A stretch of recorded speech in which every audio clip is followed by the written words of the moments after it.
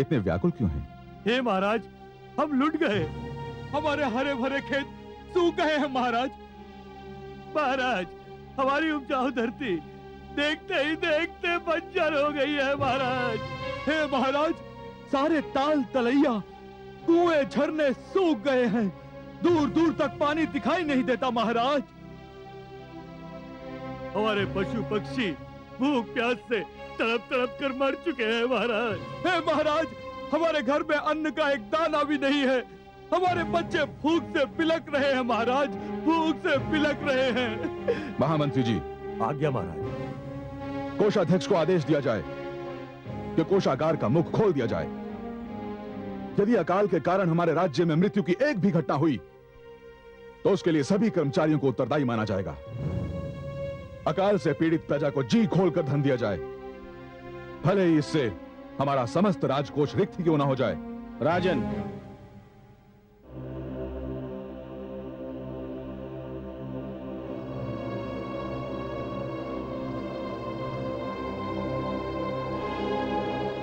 प्रणाम कुलगुरु। आयुष्मान भव। राजन, आपकी उदारता और प्रजा पालन की भावना सराहनीय है, पर उससे कोई लाभ नहीं होगा।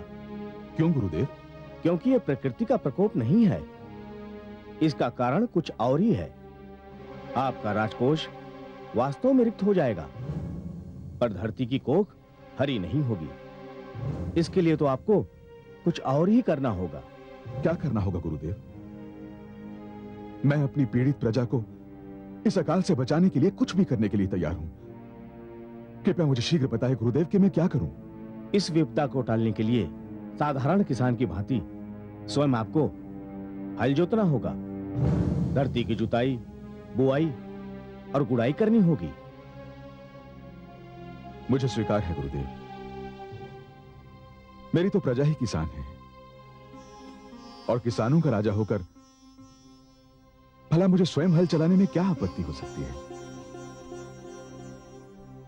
संभव है इस अकाल का यही कारण हो कि मैंने किसानों का राजा होना तो स्वीकार कर लिया, परंतु अपनी प्रजा की भांति उसके साथ कभी हल नहीं चलाया, कभी खेती नहीं की। गुरुदेव, मैं अपनी प्रजा के कल्याण के लिए स्वयं हल चलाऊंगा। प्रजापालक महाराज जनक की जय। प्रजापालक महाराज जनक की जय। प्रजापालक महाराज जनक की जय। हे कमल नयन, मिथिला नरेश जनक ने कितना सुंदर और कितना अनुपम निर्णय लिया है। इस संकट की घड़ी में वो अपनी किसान प्रजा की भांति खेत में हल चलाएंगे। उनका ये निर्णय सुनकर मेरा हृदय प्रसन्नता से झूम उठा है। हे महादेवी, और आपको इतना प्रसन्न देखकर मुझे जो प्रसन्नता हो रही है उसका वर्णन मैं शब्दों में नहीं कर सकता।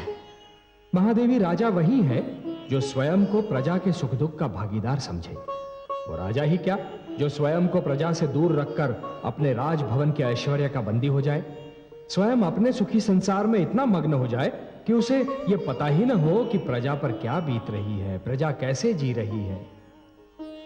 हे महादेवी, जो राजा संकट की घड़ियों में प्रजा के कंधे से कंधा मिलाकर खड़ा नहीं हो सकता, वो राजा कहलाने योग्य ही नहीं है। और मुझे इसलिए और भी प्रसन्नता हो रही है कि जनक ने किसान के महत्व को पहचाना। यदि ईश्वर जन्मदाता है तो किसान अन्नदाता है। वो धरती को अपने लहू से सींचकर मानव को जीवित रहने का साधन प्रदान करता है। सर्वथा सत्य है महादेवी। किसान धरती पर ईश्वर का सहायक होता है, परंतु इससे भी बड़ा एक सत्य और है महादेवी कि एक राजा तो केवल अपनी प्रजा का पालक होता है, परंतु एक किसान सारी मानवता का पालक होता है। इसलिए हे महादेवी, राजा जनक का हल थामना उनका गौरव कम नहीं करता, बल्कि उसमें और भी वृद्धि करता है। हे कमल नयन, मेरे मन में राजा जनक के प्रति अपार स्नेह और आदर भाव का सागर उमड़ने लगा है। न जाने इसका क्या कारण है। महादेवी, कारण के बिना किसी रहस्य का अस्तित्व संभव ही नहीं है। जिस प्रकार बादल के बिना बरखा नहीं हो सकती, अग्नि के बिना धुआं नहीं हो सकता, उसी प्रकार कारण के बिना कोई रहस्य जन्म ही नहीं ले सकता महादेवी। हाँ, इतना अवश्य है कि रहस्य वही अति सुंदर होता है जिसका कारण तुरंत समझ में ना आए। हे जगदीश, हे श्रीहरि, आप तो कारणों के कारण हैं, रहस्यों के रहस्य। मैं बहुत व्याकुल हो उठी हूँ। आप ही बताइए ना, इस रहस्य का क्या कारण है? आप कथा प्रारंभ होने से पहले ही उसका अंत जानना चाहती हैं महादेवी? महादेवी व्याकुल न हो, कारण अतिशीघ्र आपके समझ में आ जाएगा।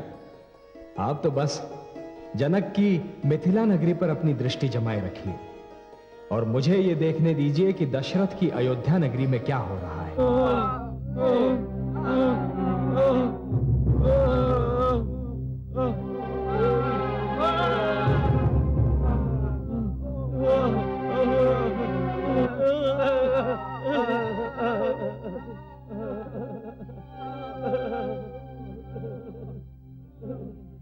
शांत हो जाइए, क्या हुआ?